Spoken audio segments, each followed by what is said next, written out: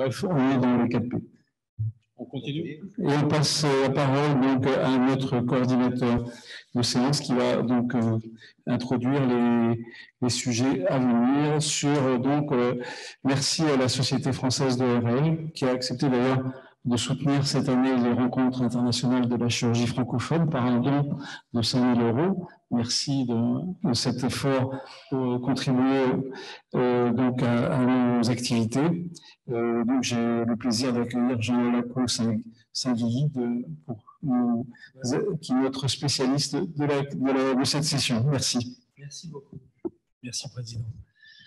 Donc, je vous ai entendu parler du développement de la chirurgie, et c'est vrai que des développements des différentes techniques opératoires, et c'est vrai que nous, les otorhinos, on a été depuis toujours, je dirais, existentiellement, marqués par cette double casquette médicale et chirurgicale. On a toujours été les médecins de notre chirurgie.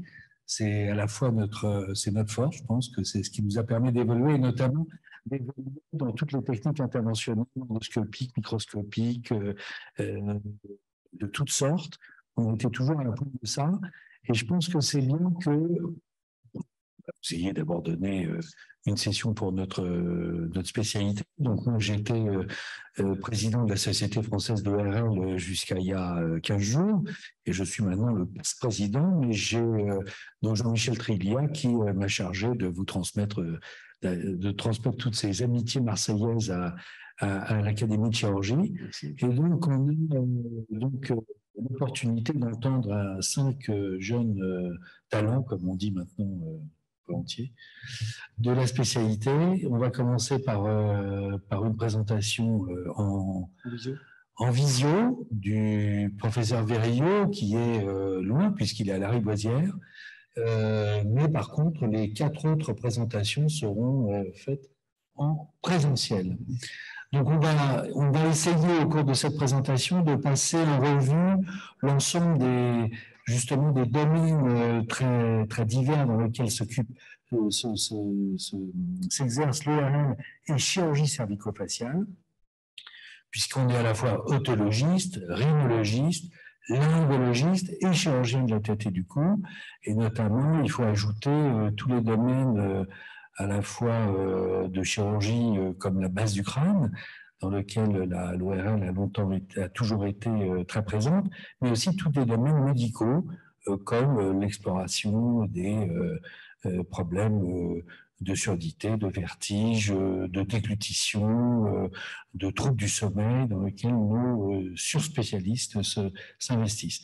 Donc, on commence à passer la parole au professeur Benjamin Verillot, qui va nous parler de la chirurgie endoscopique endonasale, des acquis et perspectives, et c'est vrai que c'est un domaine qui a beaucoup évolué. Je précise pour les orateurs que nous avons 15 minutes avec, vous l'avez vu dans la présentation préalable, 5 minutes de discussion, mais qui sont des discussions à laquelle vous devez vous attendre que vous ayez à y répondre de façon précise. Voilà, je passe la parole au professeur Benjamin Verillot. Merci, Benjamin. Merci beaucoup. Merci. Merci beaucoup, j'espère que vous m'entendez bien. Donc, je suis très honoré, je remercie beaucoup l'Académie nationale de chirurgie et la Société française d'ORL de me permettre de vous parler de cette chirurgie qui me passionne, la chirurgie endoscopique endonasale. Donc, pour revenir un tout petit peu sur l'historique, les fosses nasales et les sinus ont pendant des siècles été opérés ou en tout cas examinés en passant par les narines avec des moyens un petit peu limités.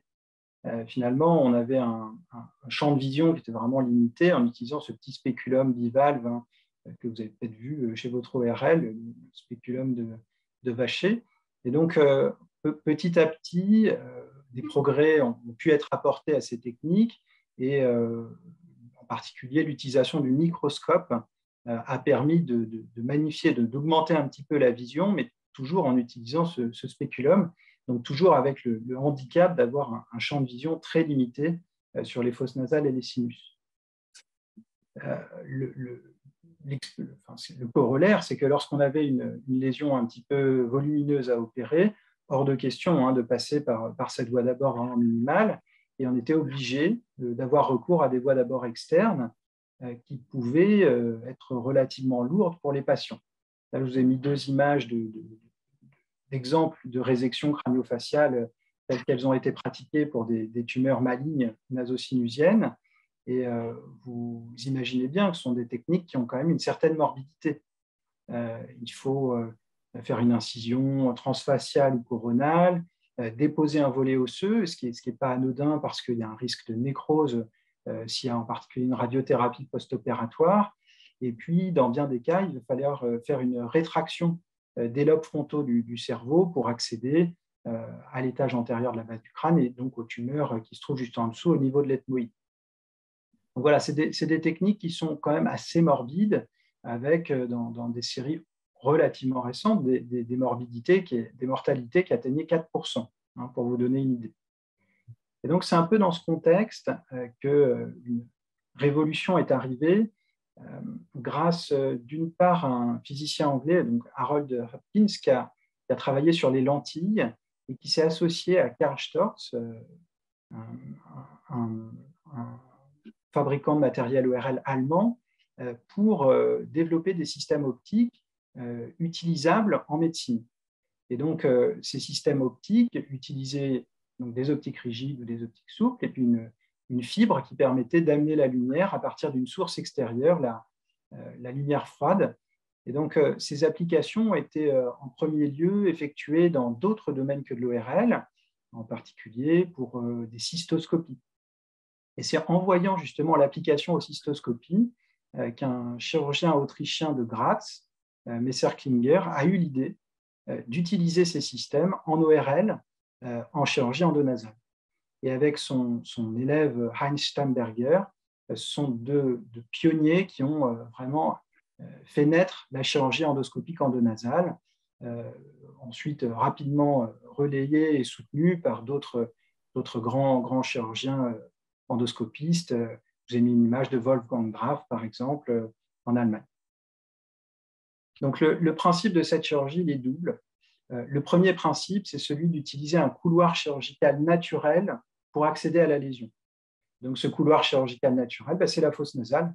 En fait, on peut, via la narine, accéder à ce couloir et sur les parois de ce couloir aux différents sinus de la face et éventuellement derrière, à la base du crâne. On en touchera un petit mot un petit peu plus tard.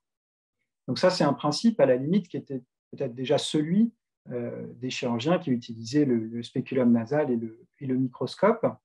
La nouveauté apportée par l'endoscope, c'est ce deuxième principe, et qu'on va amener l'instrument de vision finalement dans le champ opératoire. Au lieu de vous cantonner à une source de lumière extérieure et un cône de vision très, très étroit et limité par le diamètre de la narine, la source de la vision va être emmenée directement dans la fosse nasale sur les lieux de la chirurgie. Éventuellement, grâce à des optiques angulées, il va même être possible d'aller regarder latéralement, inférieurement par rapport aux lésions. Je vous montre un petit exemple. Donc là, c'est un granulome à cholestérine de l'apex pétreux, donc quelque chose qui est quand même assez profondément situé. Donc vous voyez l'optique qui rentre dans la fosse nasale, qui va tout au fond de la fosse nasale au niveau du sinus sphénoïdal. Et vous allez voir qu'on peut, grâce à une optique angulée, ici à 30 degrés, tourner l'optique et aller voir l'apex pétreux. Et si vous regardez bien, vous voyez sur le haut de l'écran l'artère carotide interne dans sa portion pétreuse, qui est dans la lumière de ce granulome. Donc ça, c'est vraiment quelque chose qui est permis par l'endoscope, qui vous emmène vraiment, qui va vous permettre de voir, les Anglais disent « around the corner », voir vraiment sous tous les angles ces lésions. Alors, quel matériel est nécessaire? En fait, en ORL, comme ailleurs, on a bénéficié des énormes progrès technologiques qui ont été faits dans le domaine de l'optique. Et je vous ai mis une petite image en haut que j'ai piquée dans un article un petit peu ancien. Les endoscopistes, au départ, opéraient en regardant avec l'œil sur l'optique. Alors, ça posait problème parce que pour l'enseignement en particulier, ce n'était pas très performant. Et vous voyez qu'il y a des systèmes qui avaient été imaginés pour avoir une vision latérale et permettre à un aide, un interne, de regarder ce qui était fait, de comprendre et d'apprendre. Aujourd'hui, évidemment, comme dans toutes les spécialités où on utilise l'endoscopie, on utilise des caméras qui sont aujourd'hui haute définition et reliées des moniteurs avec des écrans éventuellement 4K, enfin, qui permettent d'avoir des images d'une excellente qualité. Le matériel a aussi progressé sur d'autres plans, sur le plan des moteurs, avec les micro-débrideurs qui sont beaucoup utilisés dans d'autres spécialités. Je pense bien sûr à l'orthopédie, qui sont très utiles en chirurgie endoscopique endonasale. Et puis les systèmes de navigation, je vous ai mis une petite image au-dessus, pas de pub, mais enfin c'est du matériel français. C'est des matériels qui vous permettent de vous repérer durant l'intervention. Je vous rappelle qu'un sinus ethmoïdal, il est bordé d'un côté par l'orbite, de l'autre par l'étage antérieur de la base du crâne. Et c'est quand même utile pour un chirurgien de pouvoir se rassurer, s'orienter grâce à ces systèmes. Alors, qu'en est-il des indications?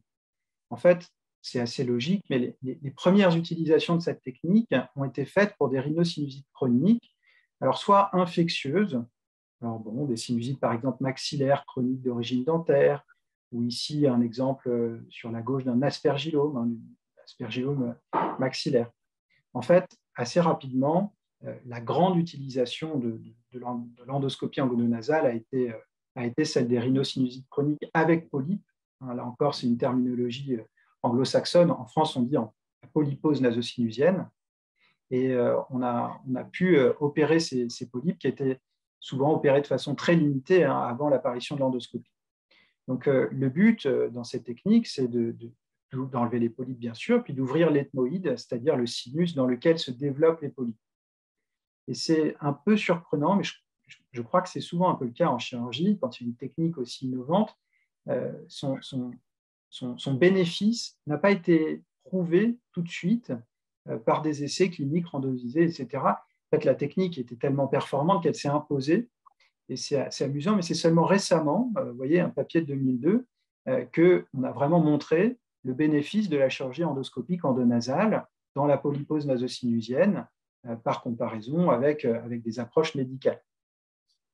Voilà. Ensuite, passer le domaine des rhinosinusites chroniques, qui constitue quand même le gros de l'activité de chirurgie endoscopique endonasale, on peut quand même faire appel à ces techniques pour des situations un peu plus rares, et en particulier celle des tumeurs bénignes. Alors, vous n'êtes peut-être pas très familier en chirurgie en rhinologie. La tumeur la plus fréquente s'appelle le papillome inversé. C'est une tumeur qui prend naissance le plus souvent dans le sinus maxillaire ou sur la paroi latérale de la fosse nasale, mais parfois dans d'autres sinus, et qui était opérée avec des voies d'abord transfaciales, comme je vous ai montré au départ. Le problème de ces techniques, c'est qu'on avait souvent du mal à bien cibler la zone de pédicule, la zone d'attache de ces lésions. Et c'est grâce à la vision apportée par la chirurgie endoscopique endonasale qu'on a pu progresser et qu'on a pu faire des chirurgies électives, en fait, ciblées sur le pédicule d'attache des papillomes.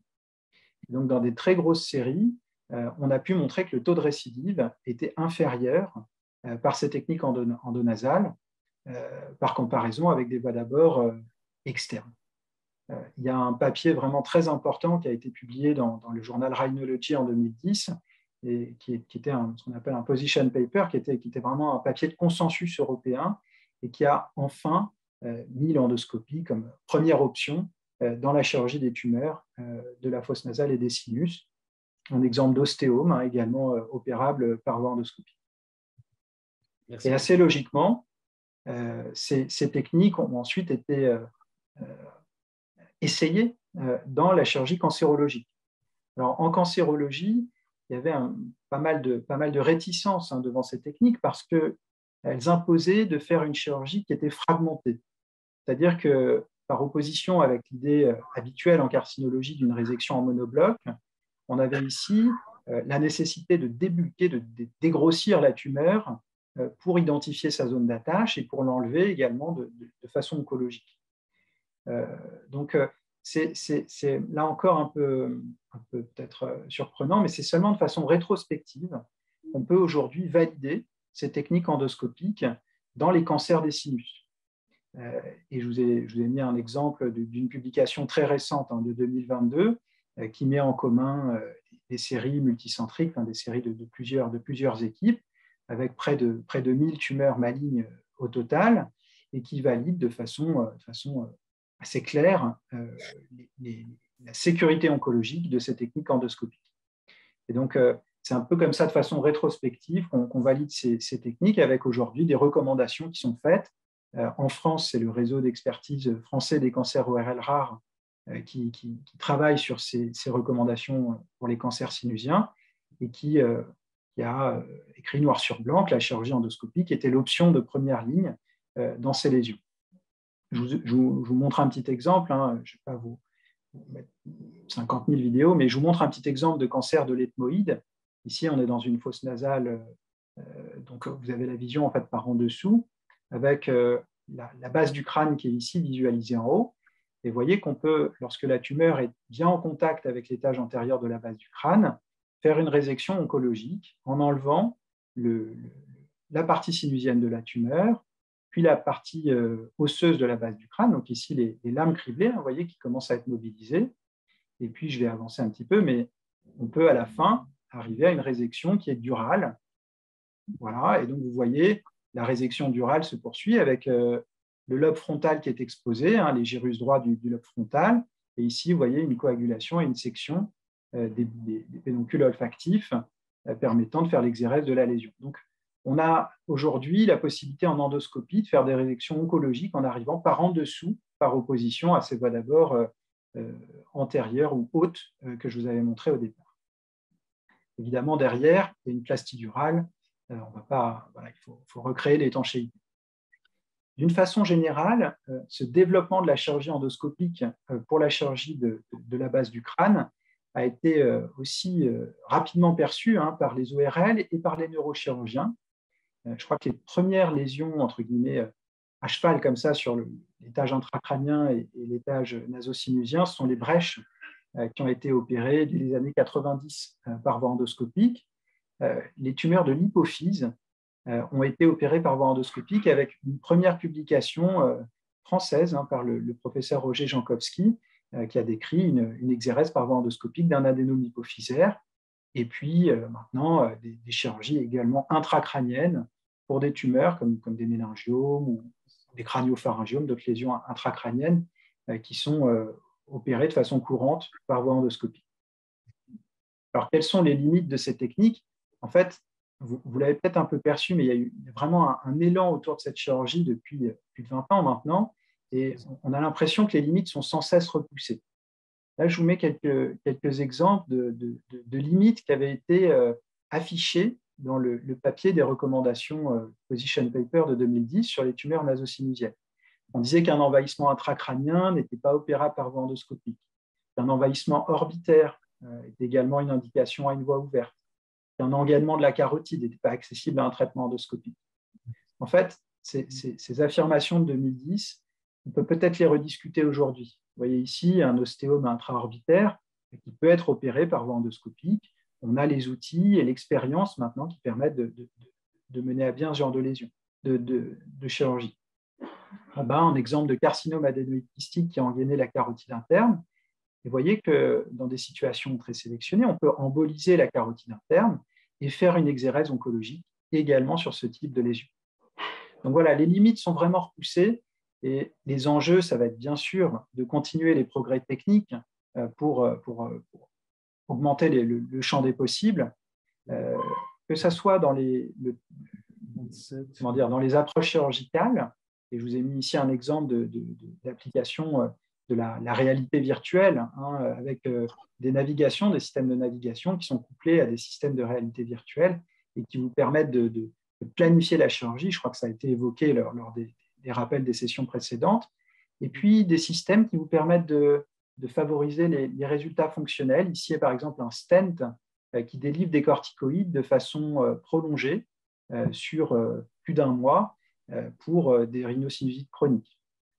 Ce qui est assez stimulant dans cette chirurgie, c'est que les progrès techniques, je parle des techniques chirurgicales, se poursuivent sans arrêt. Et là, je vous ai mis deux exemples de petits raffinements, de petites sophistications de techniques chirurgicales existantes qui ont pour but de limiter la morbidité. Ici, par exemple, dans la chirurgie du sinus maxillaire, on est parfois amené à faire des ouvertures très larges du sinus maxillaire. On appelle ça des maxillectomies médiales, avec une certaine morbidité, des douleurs, des croûtes, voilà, des morbidités qui sont pas nulles pour les patients. Et vous voyez que depuis quelques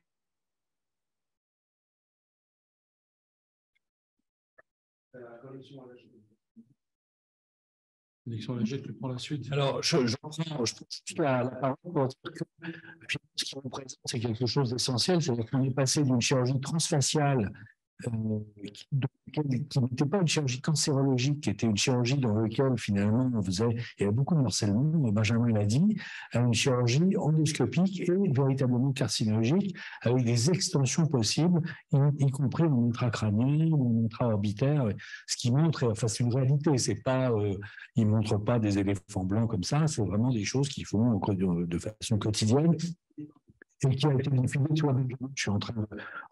Puisque le temps des questions est arrivé, donc on a bien compris finalement le bond technologique et chirurgical tout à fait réel qui a été effectué là, avec ces techniques. Je veux juste, avant de te repasser la parole, tu as cité quelques grands pionniers. Je voudrais, en France, on vient de citer Charles Dubost, je voudrais ici faire un hommage particulier à Pierre Rouvier, qui était un collègue chirurgien d'Arles, qui a joué un rôle absolument majeur dans la diffusion, le développement de cette chirurgie et sa diffusion à tous les collègues, puisque maintenant c'est une technique qui est largement diffusée, même si ça n'atteint pas évidemment le niveau de spécialisation que vous avez à la Riboisière. Pierre Rouvier a permis que tous les ORL se mettent à cette chirurgie endoscopique, d'abord cette chirurgie sous microscope, puis les sinus, et Pierre Rouvier dans les années 80, l'ORL entière de France est venue donc se mettre, et lui aussi il avait une fonction de pionnier. Voilà. Donc maintenant, ce que je te propose, Benjamin, tu as été coupé, il va y avoir certainement un certain nombre de questions dans la salle.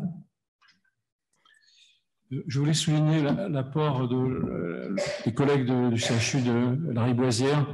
Nous avons reçu il n'y a pas longtemps notre ami Sébastien Frolich, neurochirurgien. On retrouve là un peu la même philosophie, la même approche extrêmement détaillée, parfaite, d'intervention extrêmement complexe menée dans des circonstances avec des voies extrêmement réduites. Et donc, c'est vraiment des apports essentiels qui montrent l'évolution non seulement de l'appartenance de ces disciplines opératoires au sein même d'une équipe chirurgicale, qui sont faites par des chirurgiens. Des chirurgiens qui se sont emparés des techniques mini-invasives, etc. Et donc, c'est cet héritage-là, de ces collègues-là, qu'il faut absolument valoriser et montrer que c'est notre domaine d'excellence et que ça nous appartient. Mais ce qu'on peut ajouter aussi, c'est que ces chirurgies, c'est que finalement, ils ont été diffusés dans la routine. C'est-à-dire que des ORL correctement formés à ces chirurgies endoscopiques font en routine parce que la chirurgie des sinus, c'est quand même quelque chose de fréquent. Une aspergillose sinusienne, une sinusite d'origine dentaire, ça se fait par voie endoscopique, par voie en routine chez pas des ORL normalement formés. Est-ce que vous avez des questions? Monsieur le secrétaire général. Moi, je voudrais vous poser une question concernant l'instrumentation, parce que, en fait, vous utilisez donc une caméra, mais vous n'avez pas beaucoup de place. Enfin, comment ça se passe, l'instrumentation? Pour les oreilles aussi, vous êtes assez limité. Est-ce que vous attendez des progrès ou... C'est une excellente question. En fait, on est limité par la taille des narines. C'est aussi simple que ça. Et donc, on est limité d'une part par la taille des narines et d'autre part par le fait qu'il y a une main qui tient l'optique et l'autre main qui peut travailler. Donc, en chirurgie de routine, il y a des outils qui ont été designés, créés pour pouvoir travailler avec une main. L'essentiel de la chirurgie de sinus peut être fait avec un set d'instruments finalement assez réduit, de pinces, de ciseaux et de pinces coupantes et de palpateurs. Si on veut aller plus loin, on va s'affranchir de ce petit biais de travailler qu'à une main par une narine en enlevant la cloison nasale. En fait, la cloison nasale sépare les deux fosses nasales. Et donc, si on l'enlève, on peut travailler à 4 mains. Et ça a été un grand apport en chirurgie de la base du crâne notamment, de pouvoir travailler à 2 collègues en travaillant chacun par une narine avec une main qui tient une optique et puis 3 instruments en plus. C'est un petit artifice qu'on a trouvé pour s'aider dans ces situations. Je dirais que c'est la définition de la chirurgie dans des espaces restreints. Et c'est ce qui nous a amené dans la création d'un robot pour la chirurgie autologique. Si on l'a fait pour la chirurgie autologique, en fait, ça peut être transformé à tous les espaces restreints qui sont limités par des parcours rigides. Et quel est le grand progrès dans l'affaire? Ça a été le développement de caméras performantes. Parce que cette chirurgie, par exemple, autologique, endoscopique, dans les années 90, ça a été fait. Et on voyait très mal, c'était dégueulasse. Maintenant, maintenant, on a une qualité d'image extraordinaire.